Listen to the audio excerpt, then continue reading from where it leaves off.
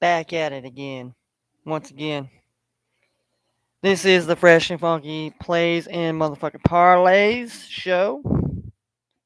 Yes, we are a show because we're entertaining. We're very fucking creative.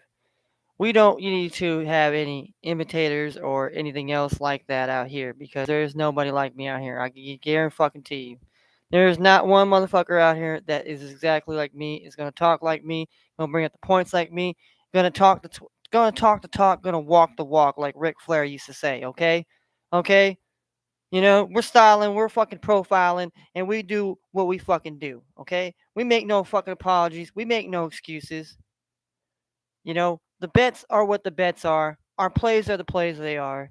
We're not here to tell you how to make money. We're not here to how to tell you to live your life. We're just here to have a good fucking time.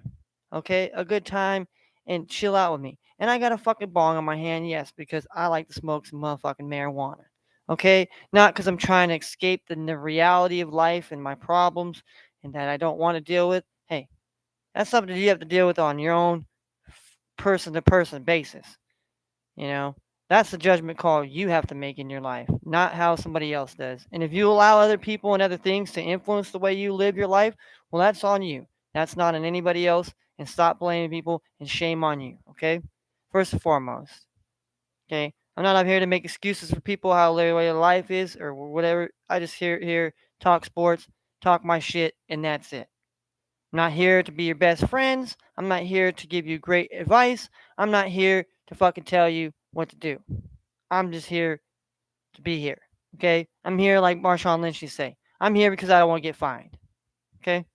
Let's just keep it like that. Now, we had a great weekend of sports. We had the World Series. Now we have the World Series matchup here between the Philadelphia Phillies and the Houston Astros. Now, I'm going to spend a little bit of time right now talking about that because the sports lineup in the slate tonight is very kind of small. We got Monday Night Football. We have the NBA season that is already underway, started last week. Now this is week 2. We got NHL as well is underway, and that's about it. I don't really get too much into golf, and I don't really get too much into soccer. I mean, we might talk about the World Cup because the World Cup will be played in November. So we'll have a lot of World Cup games to talk about. So we'll talk about some soccer there, the countries and all that type of fly shit. But I'm not, I don't know. Don't ask me about La Liga. Don't ask me about, oh, why the fuck are you talking about football when it's not the real football, motherfucker? Football. Check the spelling. Check the record. It's spelled FUTBOL.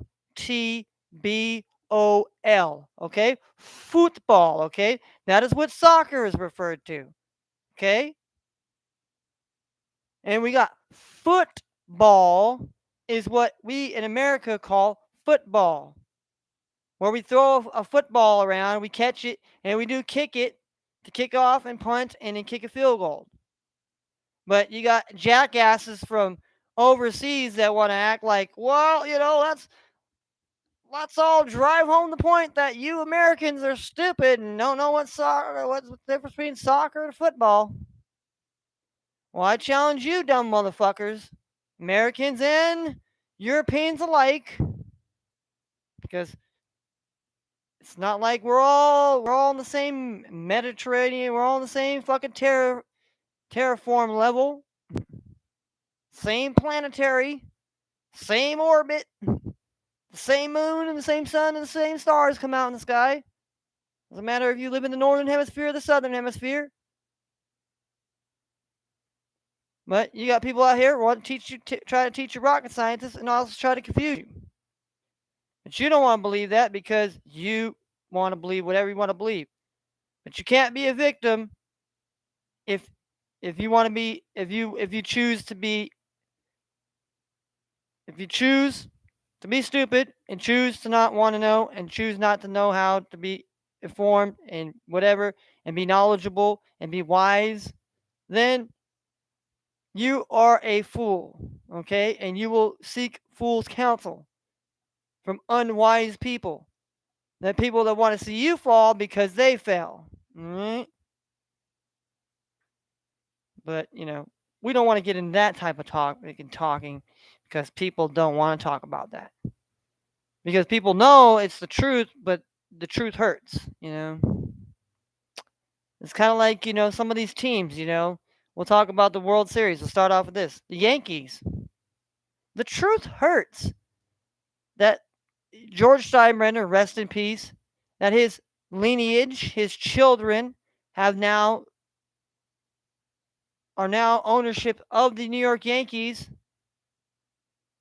And what happened? They let Juan Soto go to the Padres, which is fine. I mean, Juan Soto really didn't do too much as far as anything, but watch balls go off his head and miss some fielding plays out there in San Diego. But it's hard as fuck to play in San Diego because the way the stadium is and the way the sun is, you ain't got no way. And I don't know if many of you people have ever tried to stare at the sun. But if you try to stare at the sun too long, guess what's gonna happen? You're gonna be like, oh damn, you're not gonna see nothing. But that's here nor there. Aaron Judge, they didn't re-sign Aaron Judge. They didn't lock him up. Aaron Judge broke, Roger Maris's home run record. And then in the playoffs, where was Aaron Judge? Yes, he had a couple home runs, but where was Aaron Judge? Where was all these other batters that came to the New York Yankees? Where did they come? Where did they step up? The pitching. Why didn't the pitching step up? And everybody wants to call the Astros cheaters and this and that, but you cannot call them cheaters this year because they did not cheat to win. So let's set that record straight. Everybody wants to call them the cheat stros and all that. Well, Yankees have cheated. Boston's caught cheating. And all these teams professionally have gotten caught cheating and caught lying, scamming, and doing this and all that. Because it's called a business and it's called entertainment. So they got to build upon all this crap. So to say that this one team in Houston is more cheaty and more fraudulent than any other team in the league of baseball is preposterous. Okay? Baseball tried to wipe clean the whole steroid shit. Because guess what? They had a lockout in 94 and nobody wanted to come back and watch goddamn baseball. So what did they do? They started juicing up guys. Then you had stupid ass Jose Canseco blabbing out his goddamn mouth about this and that. Now, am I saying Jose Canseco is a lone wolf and all this shit? No. He was just a dumbass that popped off at the mouth. But that's what you get when you get these athlete type persona guys. They're arrogant. They're narcissistic. They pop off at the mouth. They think they're gods. They think that nobody can tell me what to do. Like Kanye West. Nobody can't tell me nothing. But they're wrong.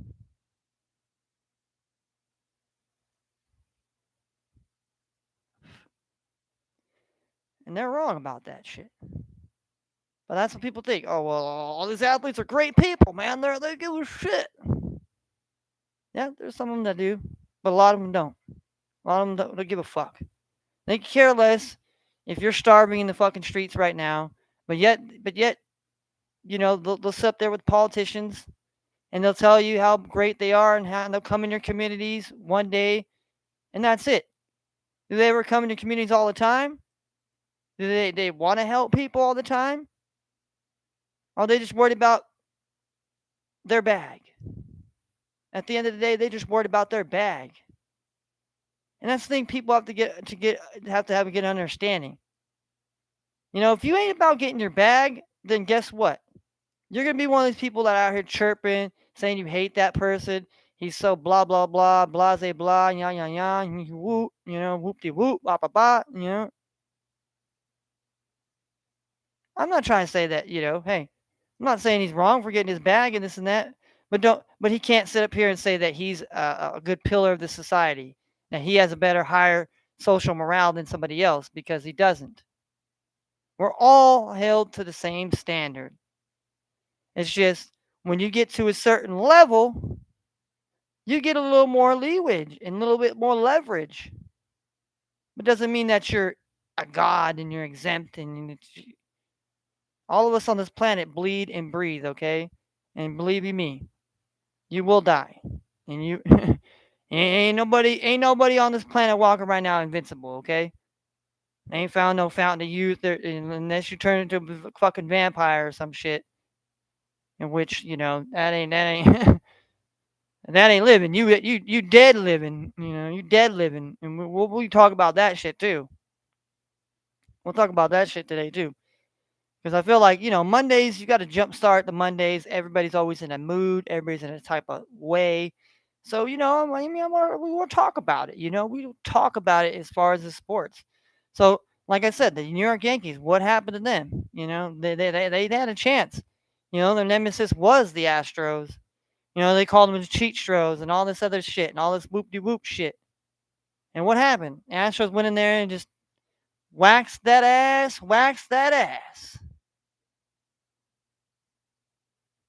But yet we call them the cheat stros. And the Yankee fans, they're sure hoping them Phillies, they're sure hoping them red hot Phillies over there are gonna take care of them cheat stros.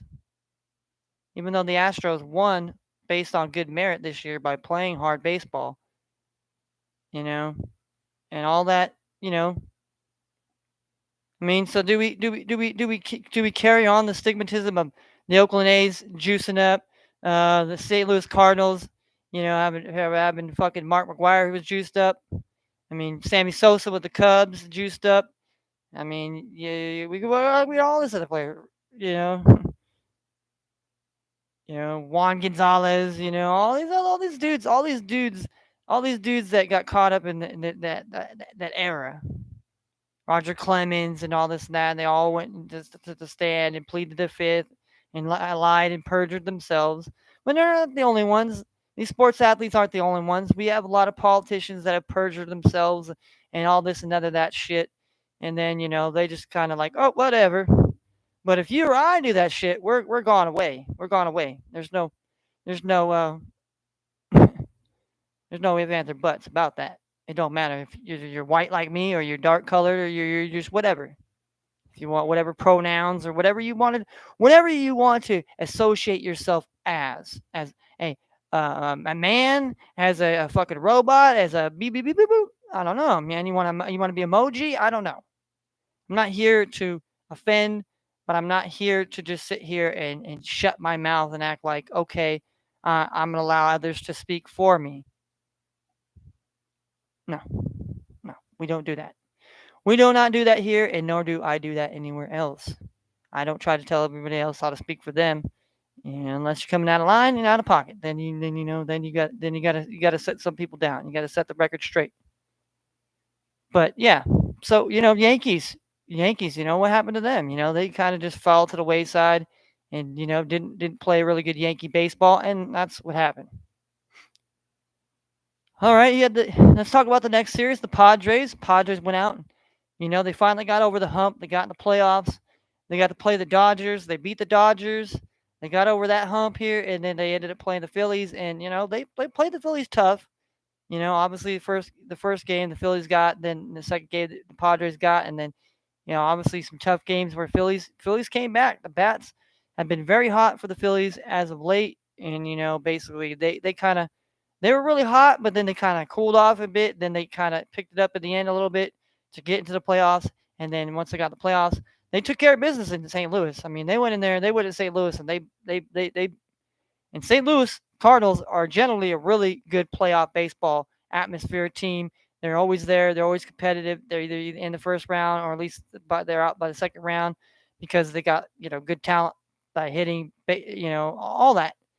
And the Phillies went in there and they took care of that work. Then the Phillies went to Atlanta, and then Atlanta kind of tried to give them a little bit of a hiccup, but still Phillies got the best of them. And then with the Padres, Padres played their heart out. They played their heart out, and just basically it wasn't enough. It wasn't enough here, and now we got the Astros and the Phillies, probably two of the best teams right now in baseball, and probably the best matchup for the World Series that we can have right now. Two of the teams, you got the red hot Philly bats with the Astros that pitching's been good. Their bats have kind of come on a little bit as of late, especially last night.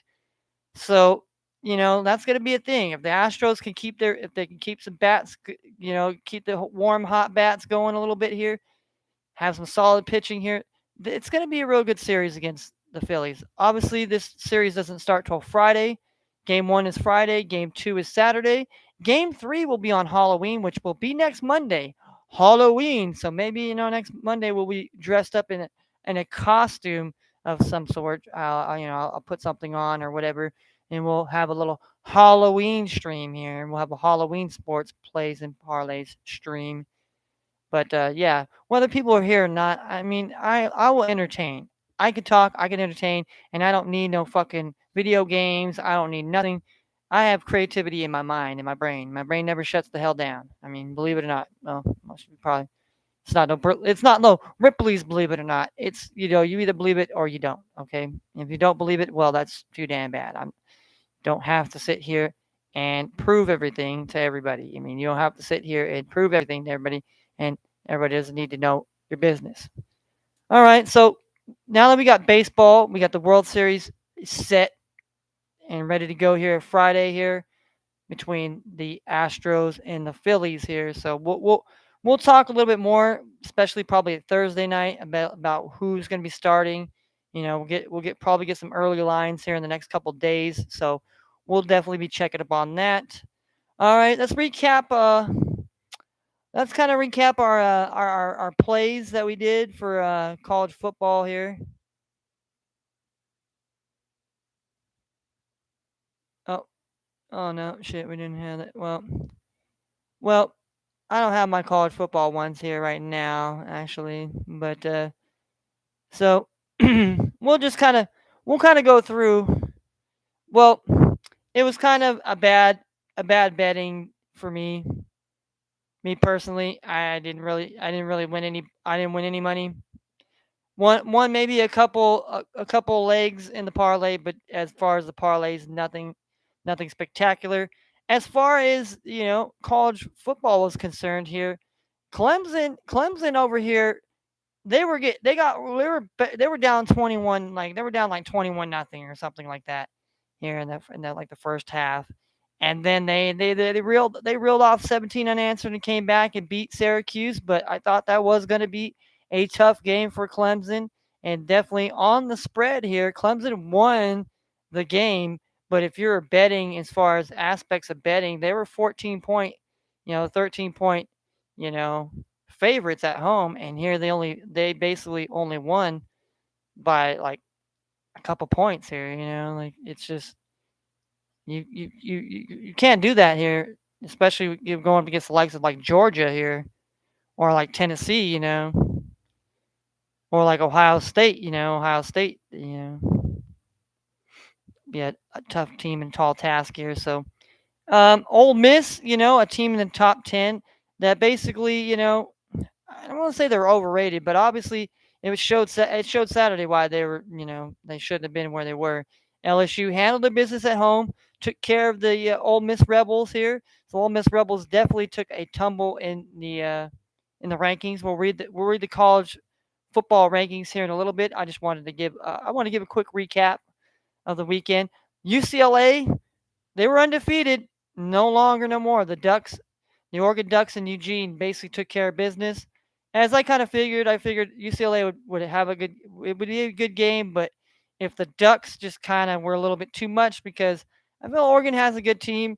They got smacked up by Georgia week 1, and people have to realize Georgia is probably the best team in college football next to maybe Ohio State.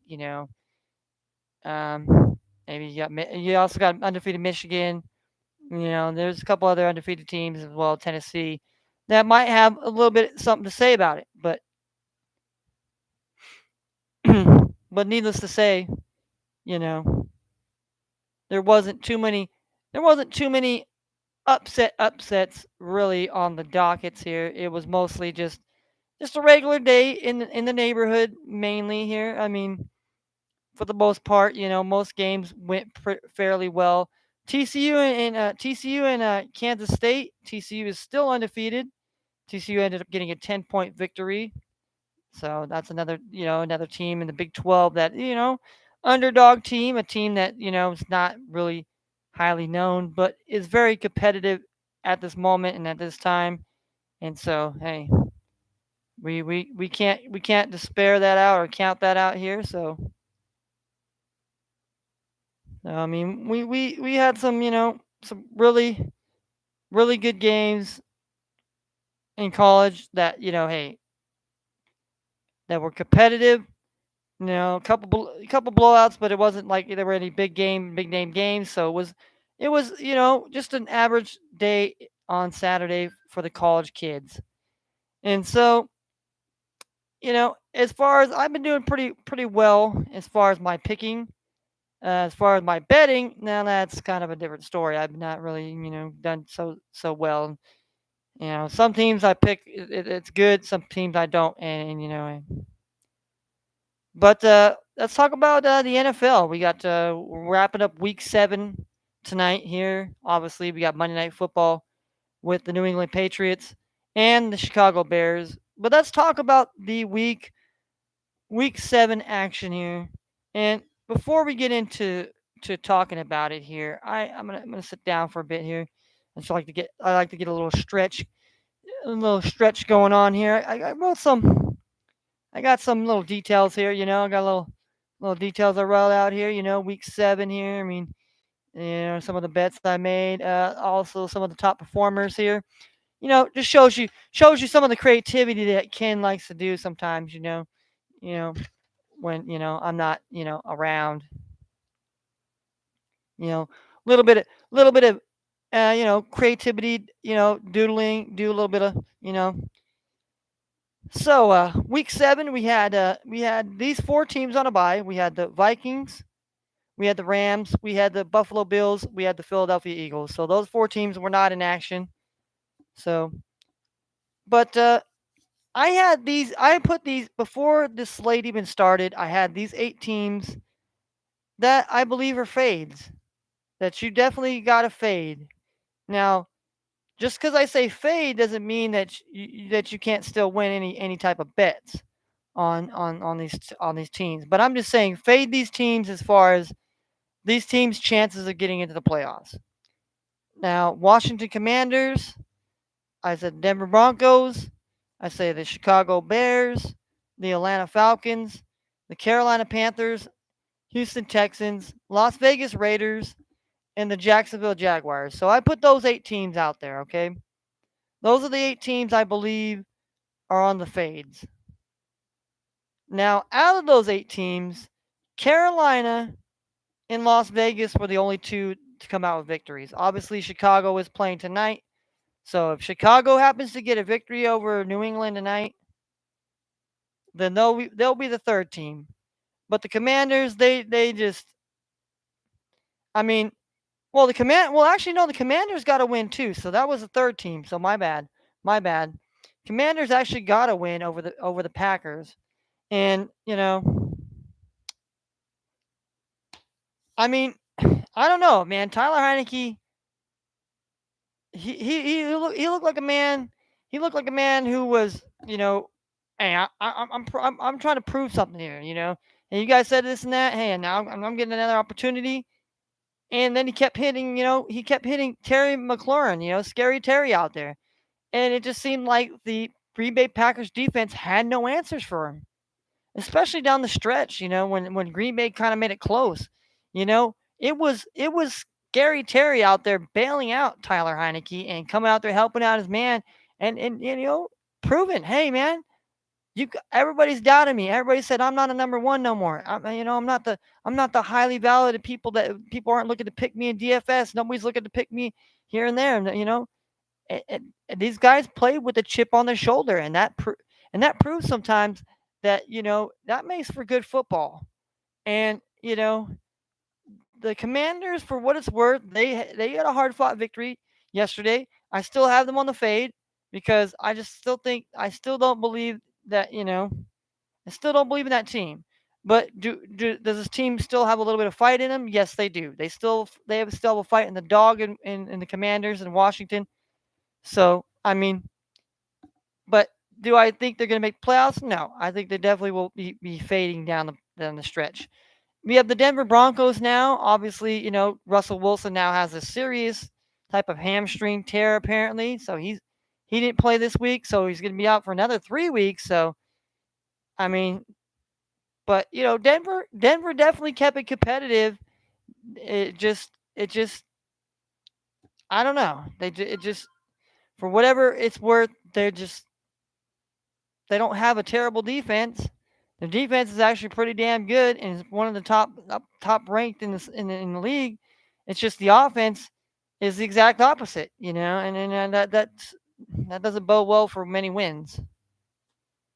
Um, Carolina, I mean, they had a really great heartfelt win. They shut out Tom. They didn't really shut him out. Well, I mean, for the most part, they did shut Tom Brady and them out in the end zone, but they didn't shut him out as a whole. But I mean, the Panthers came out there and they played a hard fought victory, and they proven that now there's no Christian McCaffrey. Obviously, Chuba Hubbard ran very well, but he got a little banged up, nicked up, so I think he's got a little bit of an ankle injury, but it's okay because Deontay Foreman has stepped up and he's proven now he had over 100 yards rushing, so he's proven now that he's going to be the number one leading back there. I mean, the receivers, DJ Moore is obviously out there, balling out here. Does he get traded somewhere else? Obviously, somehow it's probably going to happen. He might get traded somewhere, maybe Dallas or New York or somewhere. I mean, somewhere. Who knows?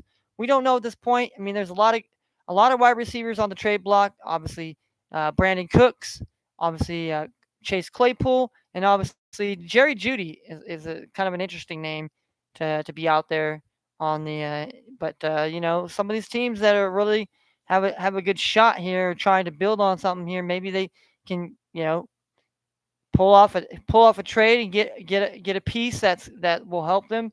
Hopefully, be the piece that gets them to the playoffs and the piece that maybe helps them get to the Super Bowl. But yeah, Carolina, really heartfelt battle. But I think the season is definitely over. It's definitely a rebuild.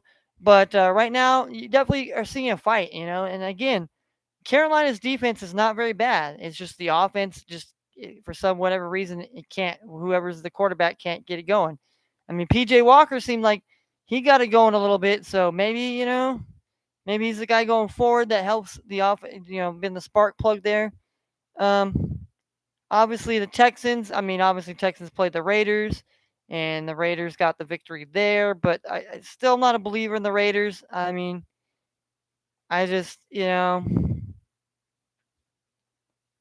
they play in a hell of a tough ass division. They play in one hell of a tough ass division, and the AFC is just loaded with a lot better teams than they are at this point. And you know, Darren Waller isn't healthy again, and there's a possibility that he might be out there on the trade market.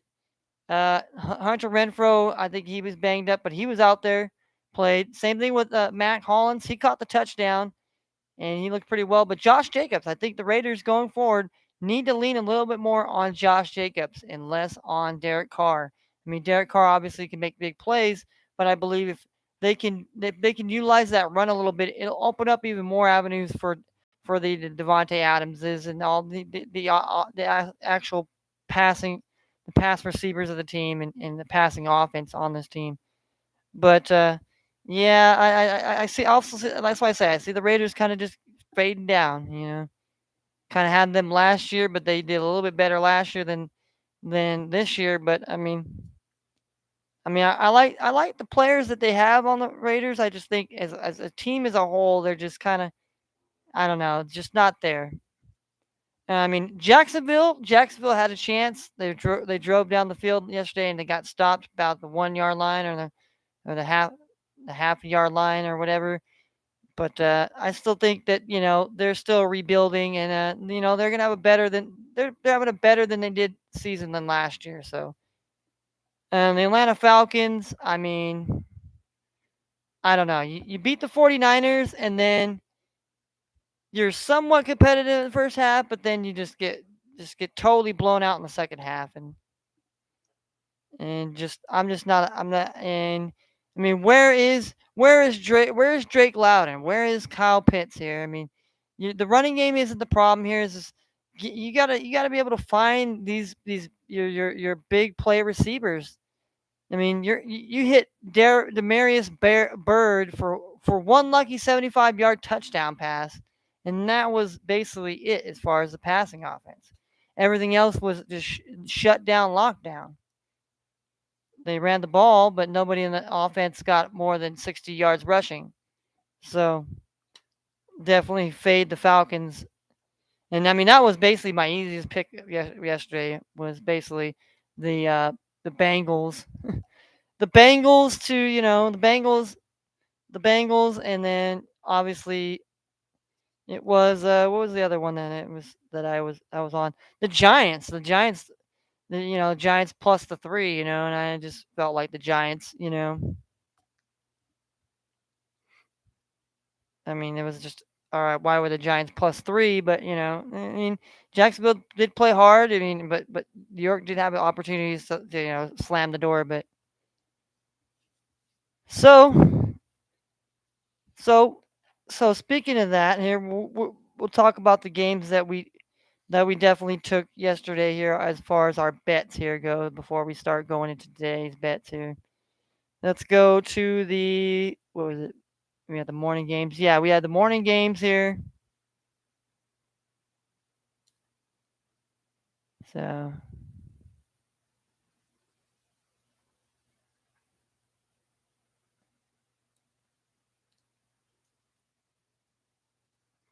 So we had Giants plus the 3 on the spread. We had the Bengals minus 6.5. We had the Cowboys money line. That was minus 330 here. We had the over 43 points in the Colts and Titans. We had the over 39 points in the Buccaneers and Panthers. We had the under 46.5 between the Browns and the Ravens. And we had the over 41.5 points in the Packers and the Commanders. Now, obviously, obviously, obviously, we had the W with the Giants getting the win. We had the W with the Bengals. We had the W with the Cowboys. Obviously, the Colts and the Titans the game didn't go so well, or as featured. So the Tennessee Titans ended up winning 19-10. So that was, definitely a L by that means here.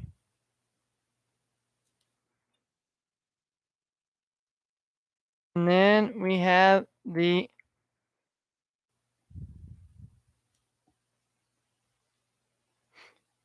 then we had Baltimore here. We had Baltimore and Cleveland here. We had the under 46.5 here. And that covered here was 23-20. So we got a W there. The over 41.5 between the Packers and the Commanders. That game was a big W as well here. The Packers lost 21-23, so that was 44 points. So we were on the over on that one here. So let's say the morning parlay here. We didn't do too bad. The only, like I said, the only game that we lost was the over 43, and then we had obviously the Tampa Bay and the Panthers game. That game went under as well here. So those two games. I mean, but my original read was the Titans minus 3, so I should have just took that, and I probably should have just took the under here in the Bucks and Panthers game. But I thought there was gonna be points, or I should have been smart enough to take the Panthers plus the 13, knowing that the Panthers were kind of a wounded cat that was that's kind of cornered. So Tom Brady didn't realize the cat scratch fever is for real. So we ended up winning 1, 2, 3, 4, 5. and we only lost 2 here. So we were 5-2. We were 5-2 in the morning games here, so that wasn't bad. Not too bad. Not too bad. I mean, like I said, if I would have just took the Titans on that, I mean, it would have just been probably would have lost the Bucks game, which would have been, heart wrenching, and I probably should have known I should have took the under in that game, but so that did not cash for us there.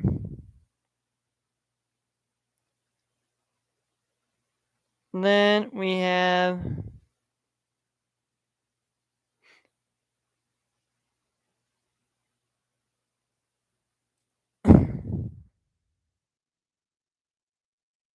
then we had the afternoon games. We took Texans +7. We took the Broncos money line +107. We took 49ers money line -103. We took the under 49 points in the Chiefs and Niners. We had the over 51.5 points between Seattle and the Seattle Seahawks and the Chargers. We had the over 37 in the Jets and Broncos, and we had Steelers money line. Well,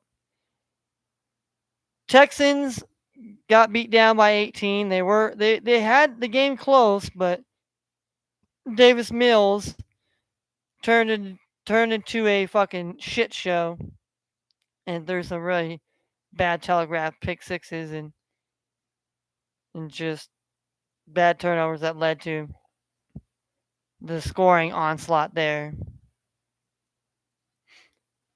And the Broncos, well, they had a chance, but they just couldn't do it at the end.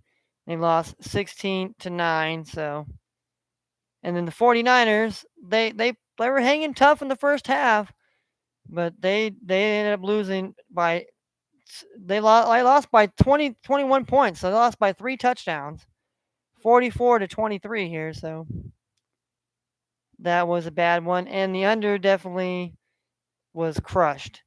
The over 51.5 between the Seattle Seahawks and the Chargers, that went over 37-23 here. So that was 60 points there, so definitely covered there. And like I said, the Broncos going over the 37, that went only 25 points. And then the Steelers, they only lost 16-10. So it's not like the Steelers got blown out. Definitely had chances to win that game. And, it is what it is. So we basically 1, 2, 3, 4, 5, 6. We were 1-6 here. We were 1-6 in the afternoon and the 5 o'clock game here. So I did a lot better in the morning games. I mean, obviously in the afternoon I had to take a little more risks. Little more risks were concerned here. So overall, we were, overall if we take that, we take the 1-6 here.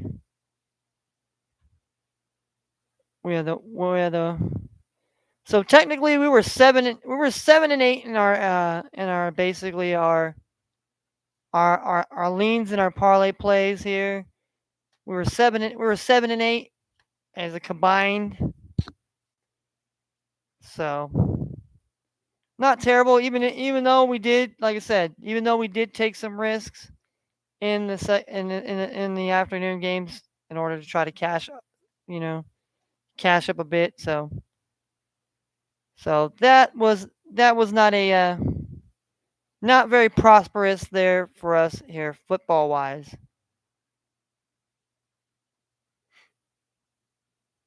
And then we had a prop bet. We had our prop bet here yesterday. We had Evan McPherson to have over 1.5 field goals made. He did not have that.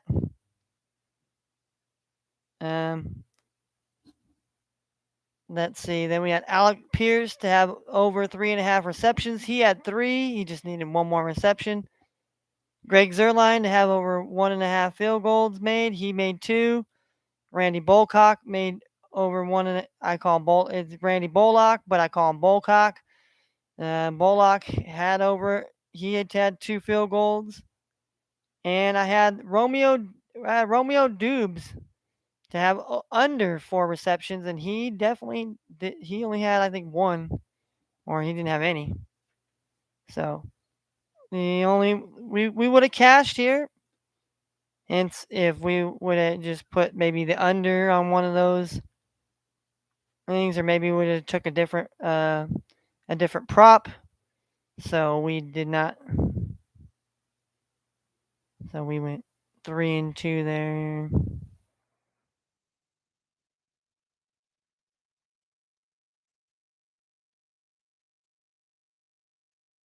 All right.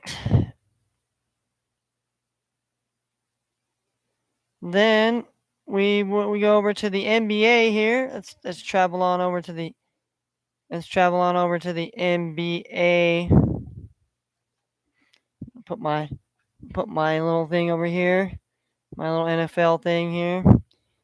But yeah, we're gonna go over yesterday's scores.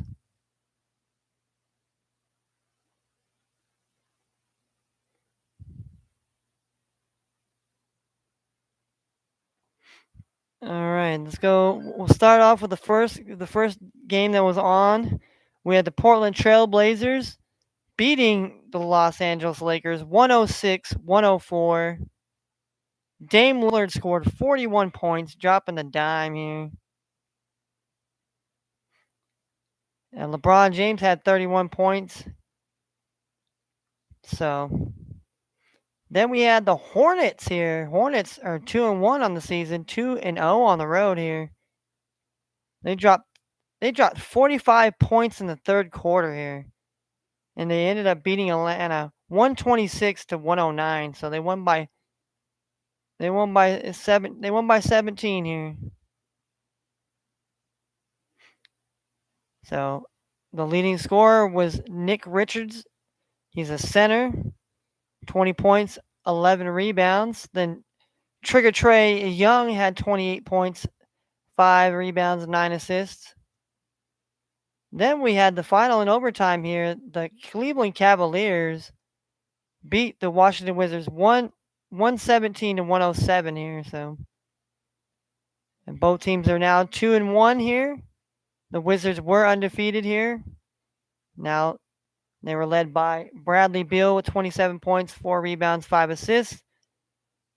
Donovan Mitchell has been the head catalyst here for the Cavaliers now. You know, going to his new team here. He put up 37 points, 5 rebounds, 4 assists here. And then the Jazz stay undefeated and win and beat the Pelicans in overtime by 1 point here.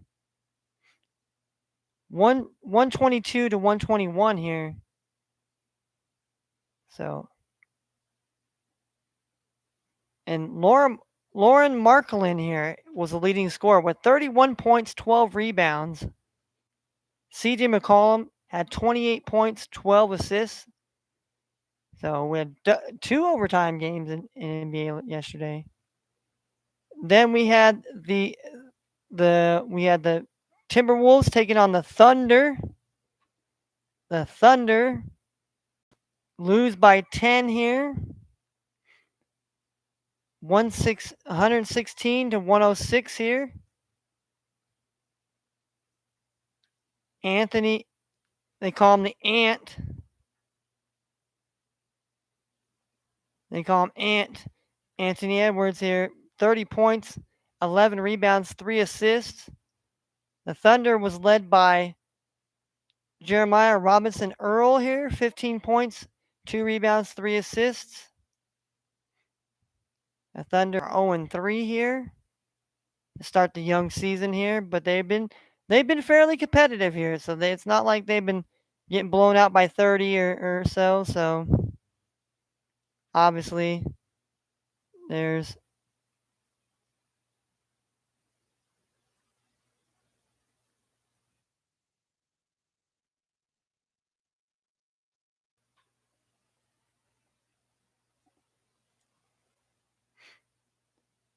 mm, mm, mm, mm, mm, mm, mm, mm.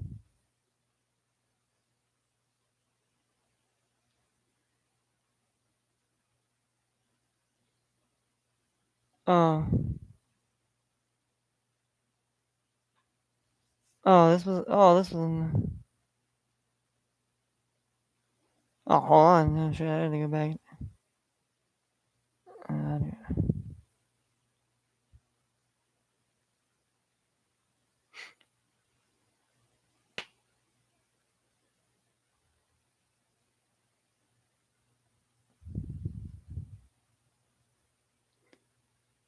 I was like looking at it like, what?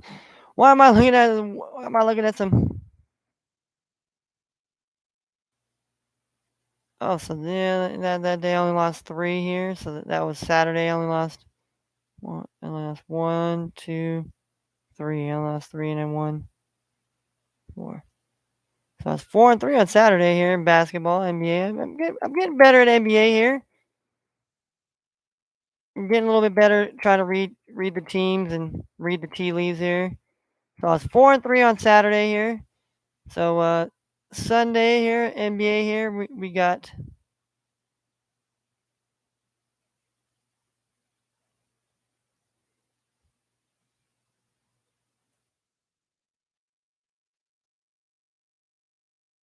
mm, mm, mm, mm, mm, mm, mm. All right.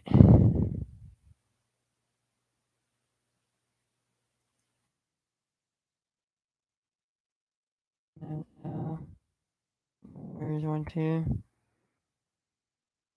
And yeah, that was an L, yeah, because the Thunder lost by 10. And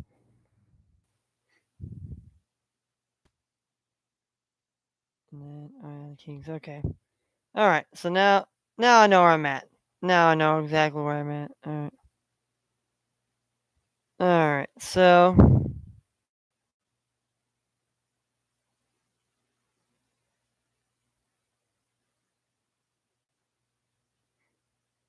yeah, it was 255. Holy cow!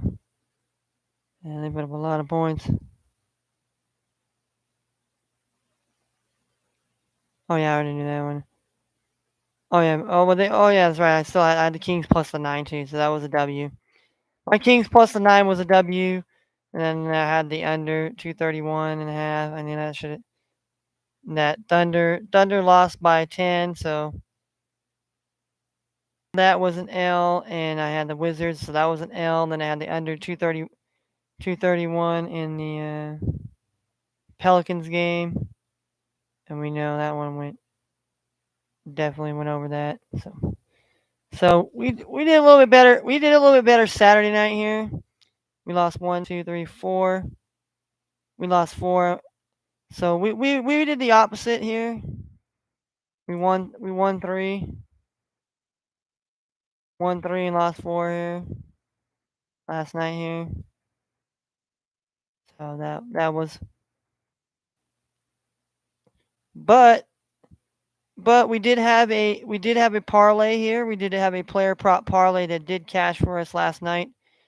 We took Anthony Edwards to have under 3.5 3-pointers. He had 3. We had Sabonis.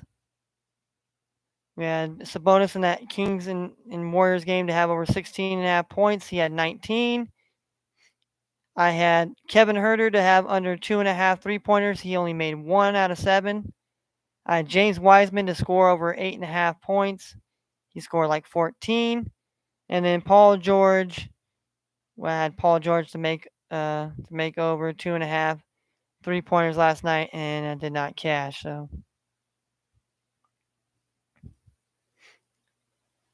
But that did not cash. But our parlay, because we have insurance on there, as long as under this underdog fantasy, as long as you can do it in your own state, they have a thing as insurance. So if you pick 5 and then basically 4 of them cash and only one of them screws you, you still get a win. It's not very much money. I'll be honest with you, but I mean it's still fun. You get to have some pretty decent odds and pretty different parlay props that you can kind of put the W's on. And like I said, I've had W's with Kevin Herter so far this season here. he's been my main one I've been trying to use because I'm my fantasy basketball team, and I feel like he's going to be a contributing part. And I feel like his 3 pointers. I mean, some games he just wasn't really on against the Warriors. He was his shooting was off, but other games he makes quite a few, at least over two. So that's why I like. And I didn't know Anthony Edwards was that good of a shooter, man, because I thought, man, Shirley was going to kill my. But I got lucky, and Sabonis, always been. So let's get into tonight's action here, the NBA slate here. Let's run it down. Let's run it down for everybody here. We got the 1-2 Pacers taking on the 0-3 Philadelphia 76ers tonight. So I don't know. Philadelphia is minus 12.5. So I don't know if there's just a misconception over there. They have not won a game, so don't know how they're. I mean, they're obviously favored here because they're at home, but And then 229 points, but I don't know. Then we have the 1-2 Raptors taking on the 1-2. I got the Heat hat on right now. I got the Heat here, the Miami Heat. The Heat are minus 3.5 here. We got over unders 215. Then we have the 0-3 Orlando Magic taking on the 1-1 New York Knicks tonight. Pablo Banchero gets to go play at the Garden tonight. He's scored exceptionally well, man. He's lived up to the hype, the number one pick, and he's balling. I mean, his team might be 0-3 here, but this team, as soon as they get it going on here, this team is going to be dangerous. Mark my words, Orlando will be a dangerous team once this team finally gets, once they can bring it together. They're going to be a dangerous team in the East. But I think tonight the Knicks definitely are the better of the team here, but the Magic will be giving them a game, I'll tell you that. Then we have the 3-0 Boston Celtics taking on the 1-2 Chicago Bulls here. The Celtics have been red hot here. They've been hot as of late here. They're going to Chicago tonight at the United Center, where the Bulls, the Bulls didn't play well against the Cavaliers, but that's a what do you call it? That's a divisional game. It happens that way, but now they're playing the Celtics. Can they be the first team to put the first loss on the Celtics tonight? We'll definitely have to see tonight there. Obviously, the Knicks are minus 7.5 here. The Heat's minus 3.5 here. The Celtics are minus 6.5 road favorites here. And then we got the 3-0 Utah Jazz taking on the 0-3 Rockets here. Jazz are minus 2-point favorites tonight. We have the over-under is 234.5. Interesting and definitely a good game to bet on tonight here. We'll say that here. Then we have the Brooklyn Nets and we have the Memphis Grizzlies. The Brooklyn Nets are 1-1 here. The Memphis Grizzlies are 2-1. So definitely going to be a great game down there in Memphis tonight here. Kevin Durant versus Ja Morant. Definitely a showdown. It's going to be a much coveted game to behold. We have the 2-1 San Antonio Spurs. They're 2-0 on the road so far to start the season against the 2-1 Minnesota Timberwolves. The Timberwolves got that road victory last night, 1-10 over the Thunder here, playing another team almost like the Thunder here. But the Spurs, they kind of got their shit pushed in week one, but now they've kind of figured it out. As much their leading scorer is Kendall Johnson here. So we will see here. We will definitely see. I mean, obviously, the Timberwolves have the better superstars, but it doesn't always guarantee you the wins on a daily night basis. And last but not least, we have the 2-1 Denver Nuggets here, coming off their big victory against the Warriors to take on the undefeated 3-0 Portland Trailblazers here. The Trailblazers, I mean, kind of shocking everybody here now. A lot of people didn't think the Trailblazers were going to be this good, and didn't think that So, and same thing with the Nuggets. Nuggets are getting their guys back, and they got Jamal Murray back slowly but surely. They're holding his minutes down so he can and obviously they played the Warriors tough. They shut down the Warriors, and now they got to go up in Portland and play a pesky, feisty bunch up there here, and it's led by Dame, who basically they went into L.A. and they beat L.A. and it was a hard fought victory here. But Dame Lillard is obviously taking on the challenge, and he's obviously proven that hey, if he's got to put up 30, 40 points here, that's what's going to take for them to win games here, and maybe the other guys will follow suit eventually. So Dame's got to be leader by example, and so definitely going to be another great game to bet tonight here. Obviously, the Timberwolves are -8.5 here. Grizzlies are -1 here. Grizzlies are actually the favorite team here tonight here, and then you got the Spurs as the underdog here, and you have the Nuggets.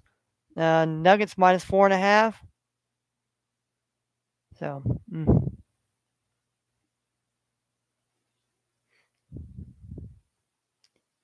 so definitely speak of that. All right, let's run down on some hockey here. Let's see what we got as far as the hockey has for us on the ice tonight here. We have the Capitals. They're 3-3, taking on the 3-2 New Jersey Devils. We have the 4-0-1 Dallas Stars taking on the 3-2 Senators. We have the 4-0-1 Penguins taking on the 2-3 Edmonton Oilers. We have the 3-0 St. Louis Blues taking on the 2-3 Winnipeg Jets. We have the 4-2 Toronto Maple Leafs traveling to Las Vegas to take on the Golden Knights that are 4-2 as well. And last but not least, we have the 3-1-1 Carolina Hurricanes take on the 0-4-2 Vancouver Canucks here. The Canucks have not been a good team.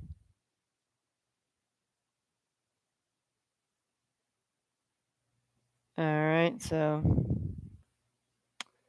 that's the slate. We obviously got the NFL here.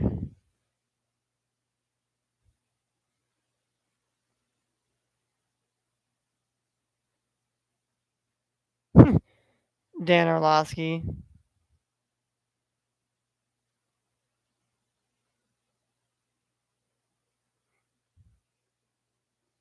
Dan Orlovsky saying the Colts have failed Matt Ryan. No, I mean Matt Ryan is just Matt Ryan. I mean, I'm sorry, Dan Orlovsky. That's the reason why there's a play in the ESPN where you got safety in the back of the end zone, and that's why you are a commentator, Mr. Dan Orlovsky, and you're no longer in the NFL, and you're just somebody that was in the NFL one time, that was not a very good quarterback as well. So what? Did the Detroit Lions fail you, sir, or did you fail yourself? No, Matt Ryan failed himself, knowing that going to Indianapolis, it wasn't going to be easy. They thought what they had the line, and the line was going to protect Matt Ryan, but Matt Ryan just not Matt Ryan. And basically, Matt Ryan is hurt right now, so Matt Ryan will not be starting this week. There will be Sam Ellinger, the Texas Longhorn product that they drafted. So he's gonna get the starting nod this week. So probably as of tomorrow, and Wednesday he's gonna be taking the starting reps for the team, and be the starter for this week unless they try to bring in another veteran here. Hey, maybe Dan Orlovsky. Hey, maybe you might want to call the Colts. Maybe they'll take you. Maybe no, because then you'll go run in the back of the end zone and take a safety. All right. Obviously, we got to get some news and notes here. We got some sad news. A lot of injuries. A lot of injuries. Matt Ryan was only one of many that. Well, the Colts bench Matt Ryan now here. and we'll start Sam Ellinger the rest of the way here. So the Jets now. I mean, the Jets are the Jets are playing well here, but guess what? They lost two big components to their team. Um, they lost their star running back Brees Hall and offensive lineman uh, Verray Tucker. Both are gone for the season. So you lost a great offensive lineman tackle, and now you lost a star running back. How is that going to affect the Jets going forward the rest of the season? We'll see about that.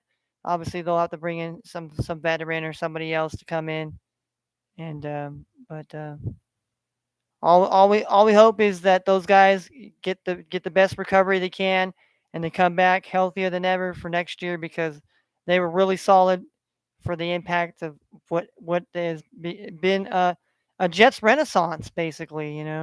They're they're 5-2 on the season, and now that those injuries going forward, we'll see how that affects them going forward. Because I believe they play the Patriots next week, if I'm not mistaken. They play the Patriots, so we'll see how that works there. The Giants are hopeful tight end Bellinger can return this year. Bellinger during that game, I think it was Devin Lloyd, linebacker from Utah, rookie linebacker, put his fingers and just and basically just, I mean, I'm not saying he tried to do it maliciously, but man, dude, now this man is out for a while, and Pete Carroll said that DK Metcalf won't need knee surgery, so that's probably good news, but he's still going to be out for a little bit here. Then we have Mike Williams. He might miss a few weeks here with a high ankle sprain as well.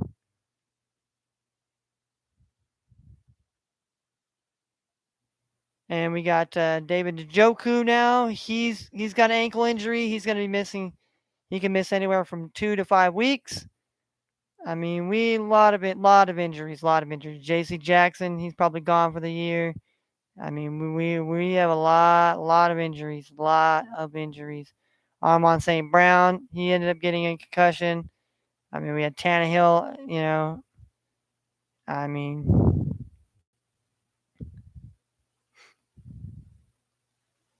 so we'll definitely be getting more on the significance and severities of teams losing guys and figuring out, because obviously today you're gonna find out like who's done for the season, who's gonna be out for a while, who's gonna be looking for running backs, who's gonna be looking for receivers, who's gonna be so. But we do have the Monday Night Football game here, ladies and gentlemen. We do have the Monday Night Football game in its entirety here. So let's look and see. We're at the 2 o'clock hour here. So we got about two more, about 2 hours, 2 hours to tip off, and first puck drops in the NHL, and we got about three hours and about 11 minutes for the Bears and Patriots game. So we're gonna give you our plays for the day here. I got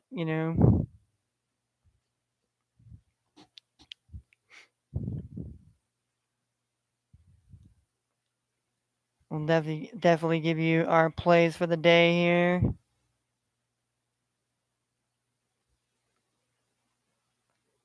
And we'll start the NFL here. We'll start the NFL here. I mean, this is. I mean, we got it. It's -8.5 here, and the Bears are +310 on the money line. And I mean, I would love to take the Bears to cover cover the 8.5, but I don't know. I don't know if that's even feasible for it to happen here. And we have the over under is 40 points here. I think we see it tonight here. I don't know. I understand the Bears aren't, But if Mac Jones is playing a bit, I know he doesn't really throw too many turnovers or whatever. But we saw Dak Prescott return, and he wasn't the same Dak Prescott. I mean, he wasn't terrible. He was. I mean, he was obviously as bad as Matt Ryan. Matt Ryan's getting benched. I mean, that just tells you. I mean, and then you got the likes of Dan Orlovsky that's trying to guy. I don't know. I don't know if I want Matt. I don't know if I want Dan Orlovsky said that the Colts failed me.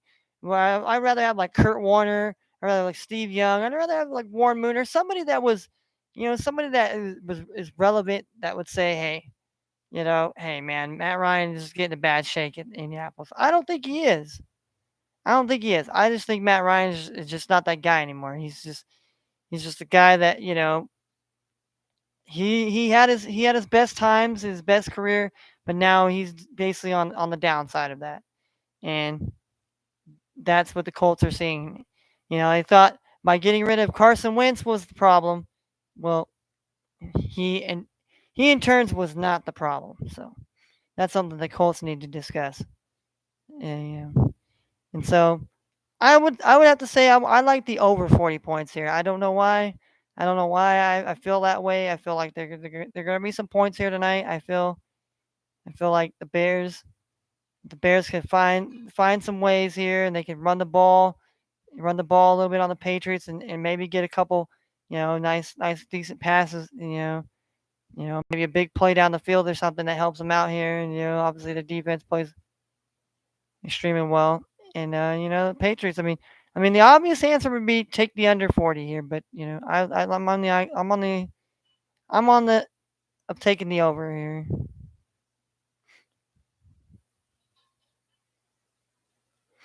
And let's look at the NBA here. We have the Pacers here.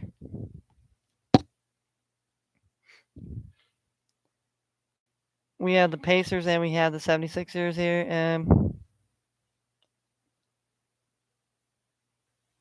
I'm gonna go under here. I'm definitely gonna go under here. I don't know. I'm just a believer that that's.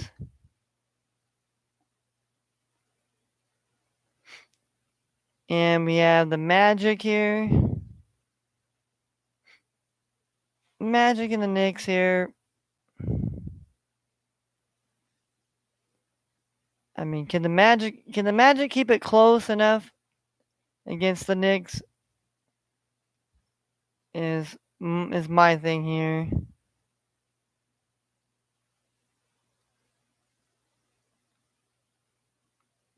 But my thing is, can the Knicks make it to where they could beat Orlando by more than 7? I mean, they should be able to beat them by more than that.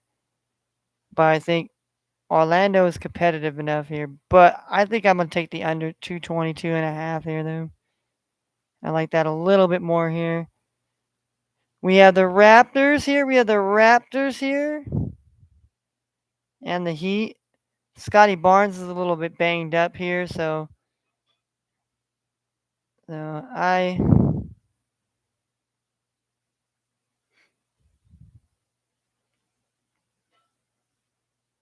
I'm gonna take the Heat here. I'm gonna take the Heat. Say the Heat win by 4 here. I think the Heat are more than capable of taking care of business and win by 4 here. The Celtics here. The Celtics and the Bulls here.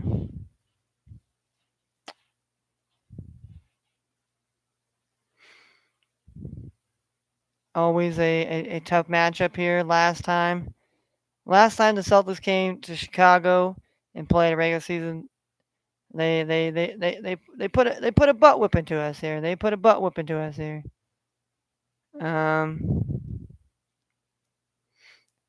But us against Cleveland, that was just and we're coming home here, and well, they say if you don't got balls enough to pick your team, then what are you saying? I'm gonna take the Bulls here tonight, money line. I know it's not the most smartest play to do. And we have the Spurs, and we have the Timberwolves here. Um,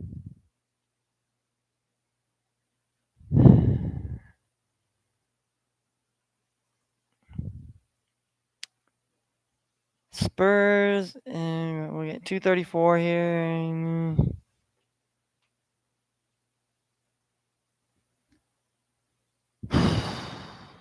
I mean, I would love to take the Spurs plus the 8 here. I mean, I truly do. Because I think the Timberwolves at times they do get a little.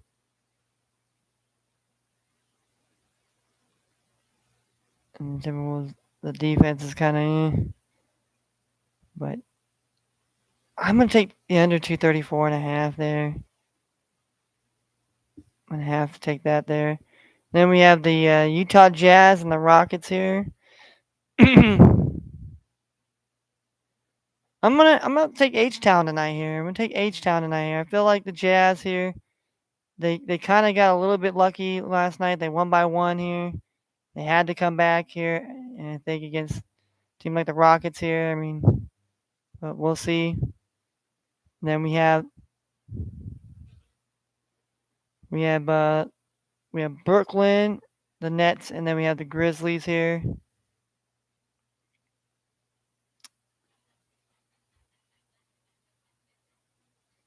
I mean, both these teams are highly competitive teams here, and I definitely got to say the under 234 here. I know that's, and I'm probably gonna stay away from this Nuggets and Trailblazers game. And hockey, I mean, let's see what hockey. Let's see. I mean, my play. Let's see. I'll tell you my play for the Nuggets and Blazers would be.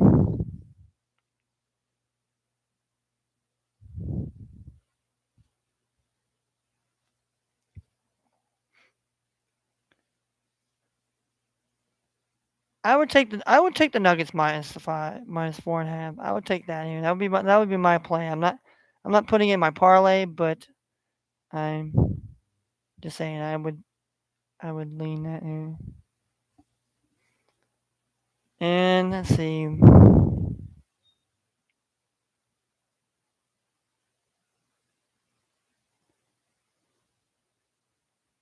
If if I seriously had to take just one team, I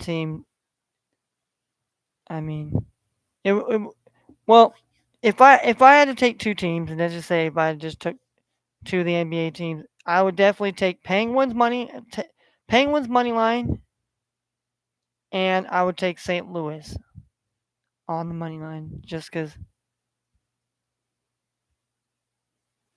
I'm confident Pittsburgh can win, and I'm confident the St. Louis can win there.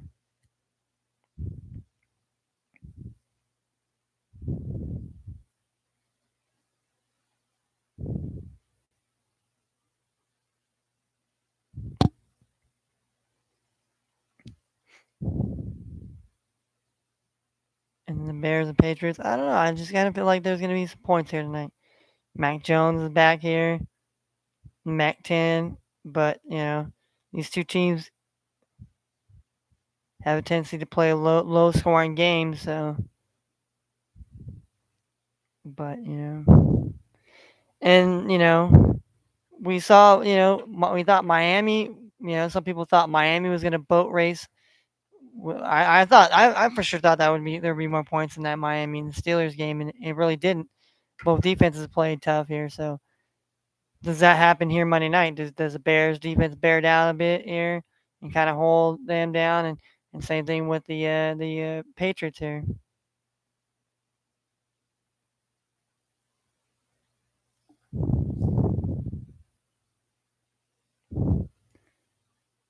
Um,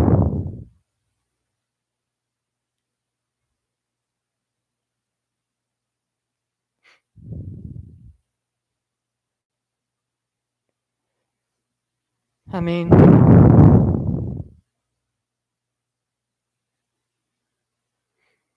like I said, I've been kind of a little bit off here, so maybe I'll take the game off, but I still think I lean either the over under here, the 40 here.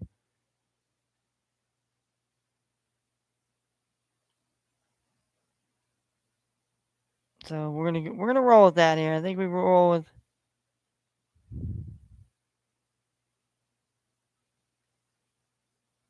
At least one more day of free play here. Oh yeah, oh that's right. Oh yeah. Hold on.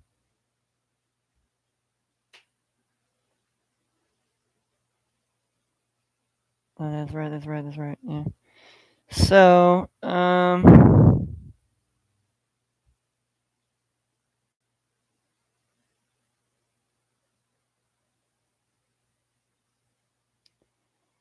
there we go. I think we do that here. We'll throw.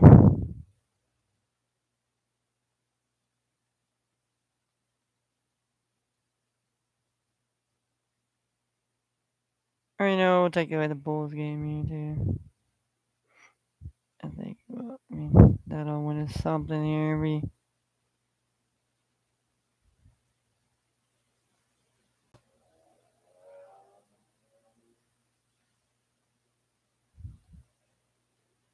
I mean, a lot of games have been going over here, but I mean,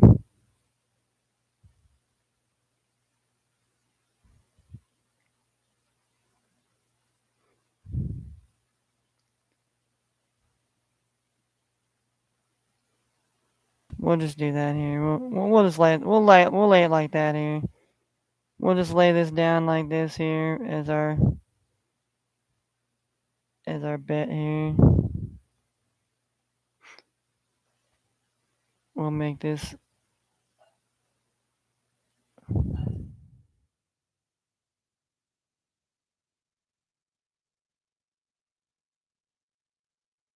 bet sport parlay here. 10-24 here.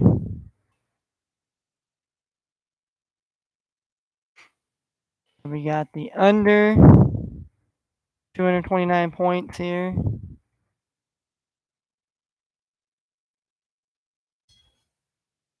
Pacers and 76ers here. Minus 110 here. And we have the under 22.5 here. Points between the Magic and the Knicks. Minus 110 here.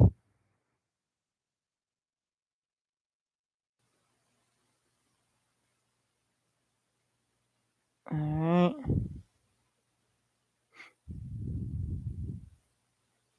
Then we got the Heat. Minus 3.5 here.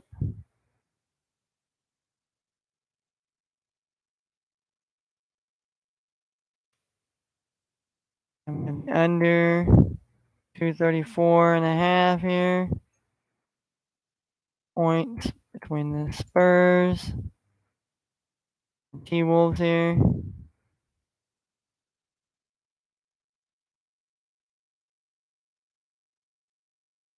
Houston Rockets here. Them on the money line tonight here, plus 111 here.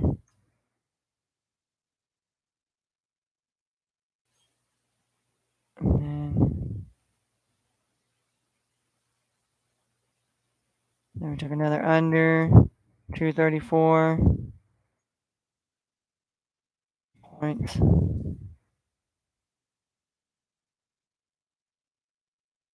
Between the Nets and the Grizzlies here.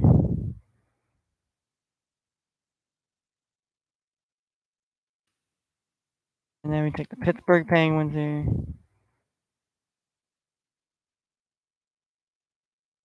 On the money line here, plus 101 here.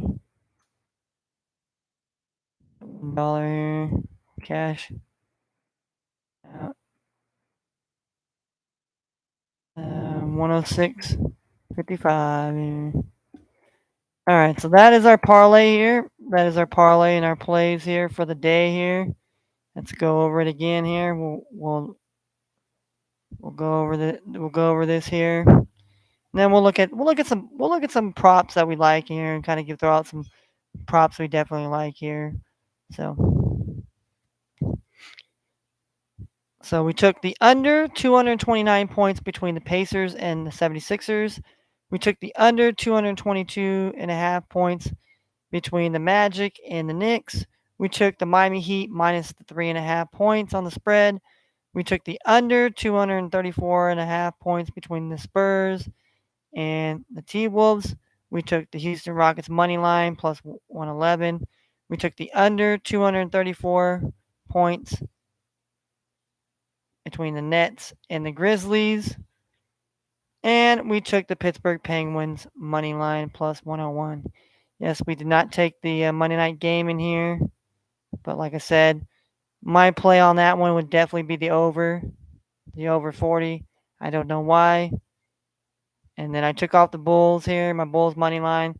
I'm a root for my Bulls, but it's gonna be tough tonight to win against the Celtics here. That's definitely basketball. Basketball. There's been some there've been some really good games. Some teams have played really good basketball right now. Some teams are kind of just trying to figure it out a little bit here. But so far, the first week of basketball has been very interesting.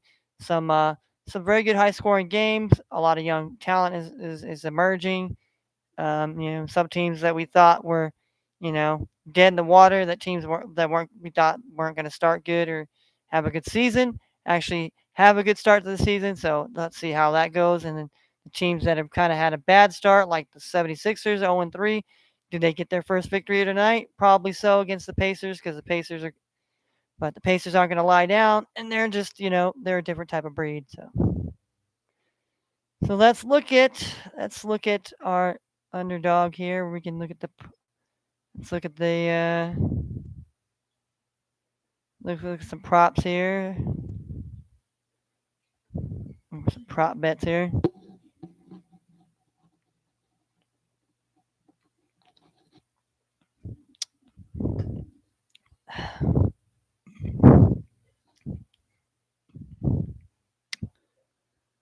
We'll look at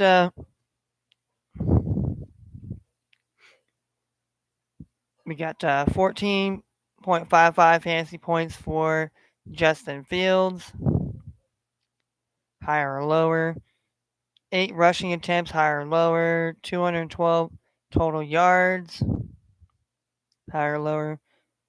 42 point 42 and a half rushing yards here, higher or lower, and 164 yards and a half passing here.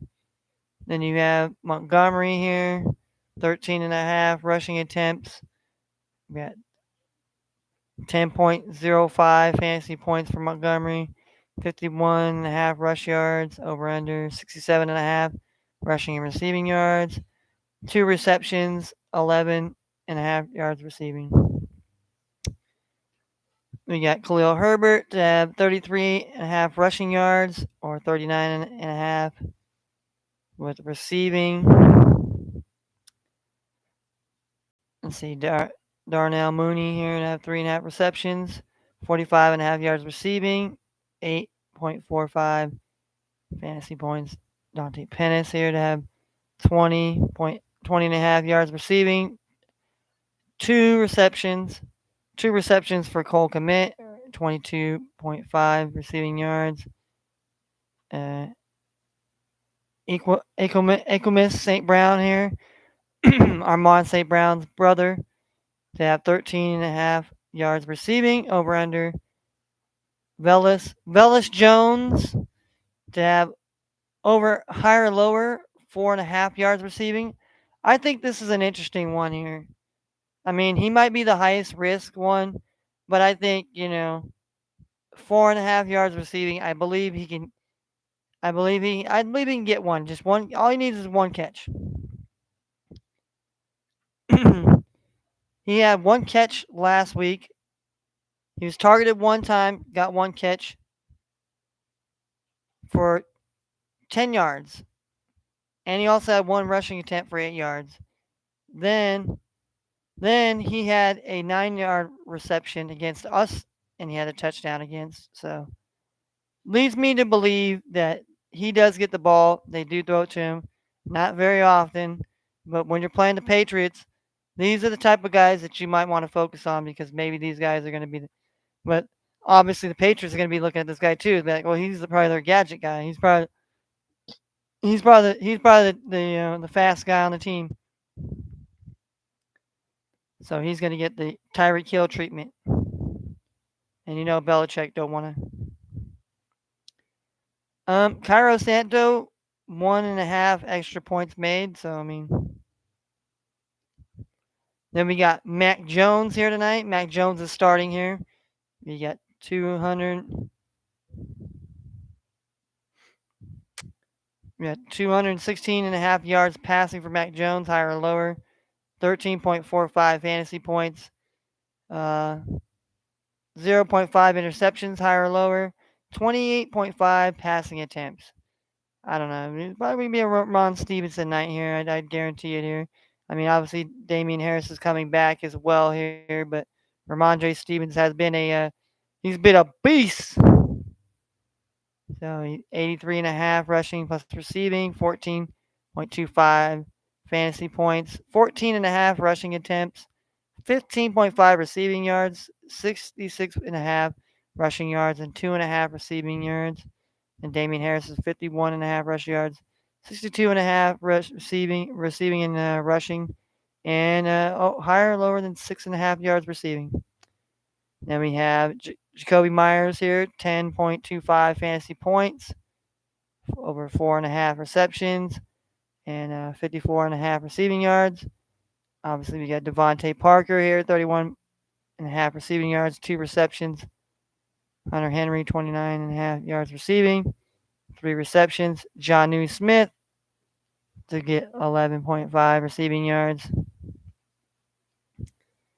And for Nick Folk to have over 2.5 higher or lower, 2.5 extra points made, and higher or lower field goals made there. So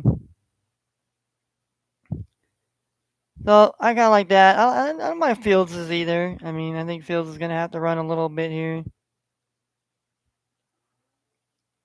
But I mean, he's going to be able to have time because you got Matthew Judon and some of those guys from the Patriots defense, breathing down his neck. All right, we got Tyrese Halliburton here. Halliburton over here. Oh, they do got his 3-point props now. For him, higher or lower for him to hit 2 or more 3-pointers here. So if he hits 2 or less, if you think he hits 2 or less, I like that. I like his 3-pointers. I think he's this is against Philadelphia here, a team that they're gonna need his they're gonna need his they're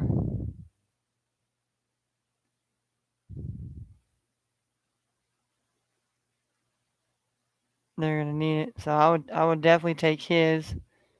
Benedict Bethune here. He's had 26 against the Spurs. He had 27 against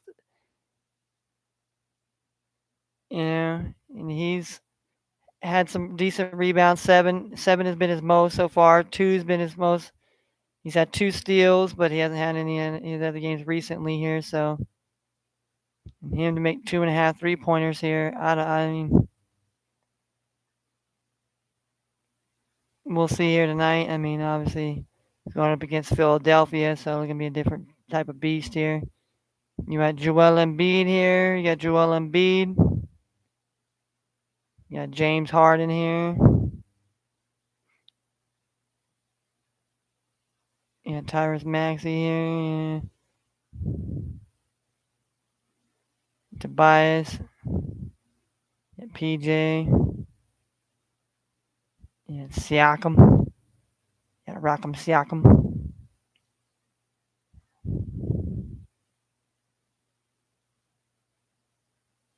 And you got Gary Trent here. You got Jimmy Buckets over here. You got Bam Adebayo here. Bam Adebayo.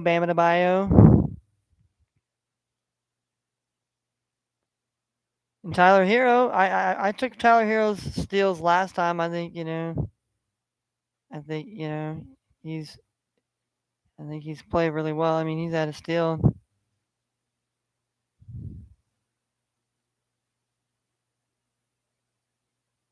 Yeah, against the Bulls, he had 2, but he hasn't had any since. He's had 25 points. He had 2 blocks against Boston. So I don't know. For me, I would pick that here. I mean, he had last time I picked him. He's against Toronto too. It's either that or we pick either that or you pick Kyle Lowry, because Kyle Lowry's gonna want to show out against his old team here. And I don't know. Well, he's gotten 17 here. So what's his to get at least 11? Yeah. But they're playing in Miami here. I thought they'd be going back to. So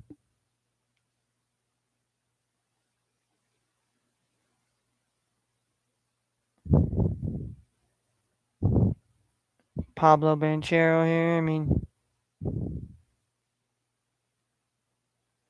he's at 27. He's at 20. He's at 23. So he's proven he's gonna have his points here. And he had 12 rebounds against Atlanta here. He had what, 28 here.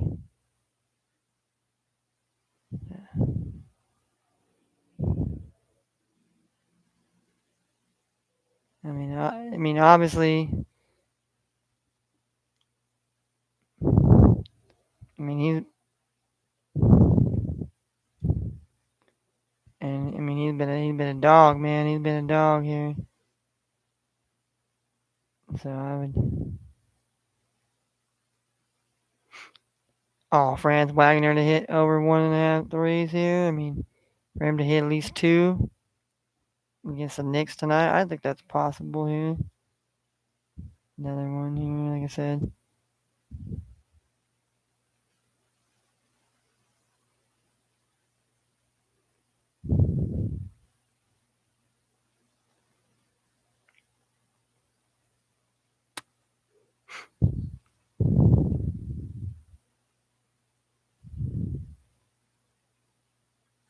Laura Markkanen to have over 8.5 rebounds. I mean, he's had 13 and he's had 12. I wouldn't see why he wouldn't have more than that tonight here. Like I said, we're taking the rebounding props here. He's been killing it points wise too. I mean,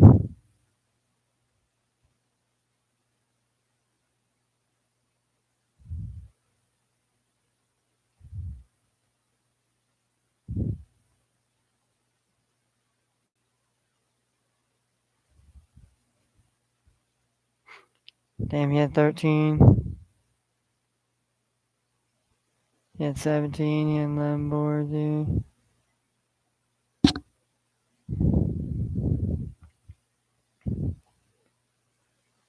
He had 11 boards. He only played 27 minutes here. He played 30. See, they tried to lower his minutes. Well, it's probably why 27 minutes is probably because they were getting blown out. See, these other games when they were competitive here. Yeah. So, I don't know. Maybe we kind of. I'd like to go with him here. I think that he would be.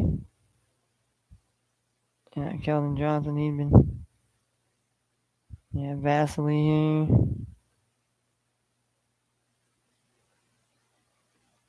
Edwards there.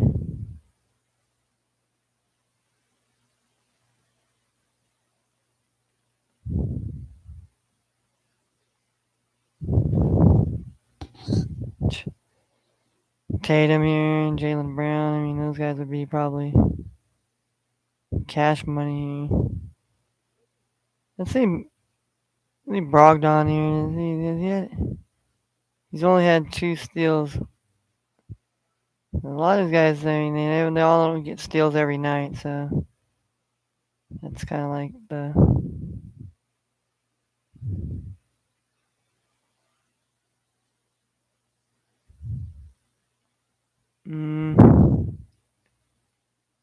Jam Morant. Kind of want to take John Morant. I like to take John Morant tonight here, especially against these guys here. He had 34. He had 49. He had 20 here. So he kind of went back down. He's been down. He kind of went back down to earth a bit here.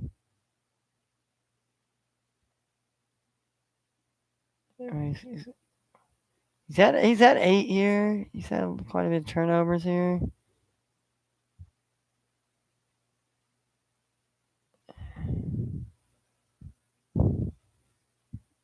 Another 6.5 assists here. I mean,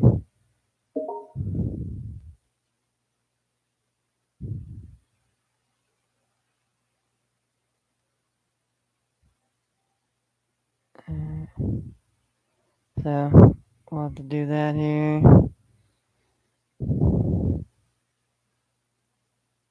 Let's see, John Morant.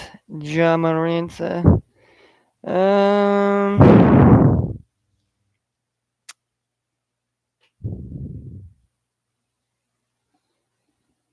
I don't have to think about that here. The Joker here. Jamal Murray. Got Dame, Nurkic, Josh Hart, Jeremy Grant. Jeremy Grant, see, that'd be somebody that I wouldn't mind taking. Because what has he had? 23, 16. He's played a lot of minutes here. So for him to, you know, higher, lower, hitting a three, I mean, I think he could hit at least maybe 2 here. Jeremy Grant here. So yeah, so basically we just have to pick one more. We'd have to pick one more person there. And I don't know, I guess we can.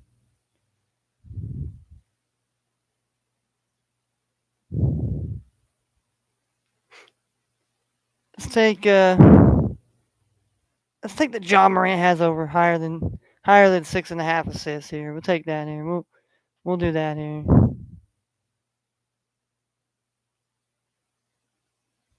Tyrese Halliburton to have over 2 3-pointers.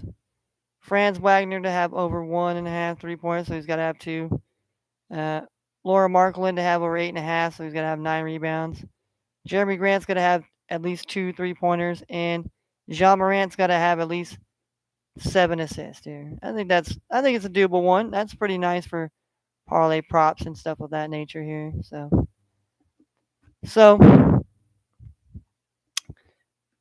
we got to definitely make sure we get our player props and everything in here. So, but once again, before we sign off here tonight, we definitely want to give our plays for the day, and then like I said, our parlay here, which we're gonna read right now here. We're gonna read the parlay off. We took the under 2.5, and most people got to understand, I'm an under guy. I love the unders a lot more than I like the overs, unless it's 2 good teams where I think it's too low of a number that it's got to go over. So I took the under 229 points between the Pacers and the 76ers. I took the under 222.5 points between the Magic and the Knicks. I took the Heat minus 3.5 on the spread. I took the under 234.5 points in the Spurs and the Timberwolves. I took the Houston Rockets money line. I took the under 234 points between the Nets and the Grizzlies. There's going to be a lot of points in that game probably. And I took the Pittsburgh Penguins money line. So if all those bets cash here and cover, my dollar will turn into $106.55. But yeah, and our lean on the game in a Monday Night Football game is definitely the over 40 points. I don't know. I just feel like there's going to be points tonight. I feel like there'll be defensively and whatever, but there's got to be points here. I feel like it's just the way things have kind of gone. It's been one of those weird week sevens here, where the Buccaneers lost, the Packers lost. I mean, Niners got beat by 21. The Chargers got beat pretty bad. I mean, it was just, and then just a lot of injuries. So hopefully tonight we don't see any more big name injuries from big name stars that go out. But needless to say, that is our plays and our parlays for the day, for today, Monday, the 24th of October here. So we're gonna get off here. We're gonna, like I said, enjoy it. Get our actual player prop parlays together before they, obviously before the game starts, so we can do that. But I hope everybody has a wonderful, blessed, and amazing day. Hopefully, people will be able to chill and relax, maxing and relaxing. So we's chilling like a villain, baby. Stone cold pillin'. So and also I gotta check my fantasy roster. So, but hopefully tonight my Bulls will win. Hopefully Miami. Welcome to Miami. We'll end up winning. Hopefully we might win some money on our player bet props like we did last night, and hopefully we can actually win a team bet parlay one here for once. So yeah, so I'm signing off here. Take it easy. We'll be back tomorrow. We'll talk about a lot of things tomorrow. Obviously, it'll probably be a lighter slate. Obviously, it'll just be NBA and hockey, so a lot more things to break down some of the games. Obviously, preview. We're going to preview Week 9 of college football. We'll preview Week 8 of the NFL as well. We'll also talk about the World Series and other things, sporting news.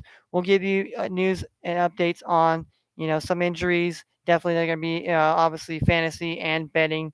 Uh, going to hurt. So. Well, without further ado, I'm taking off.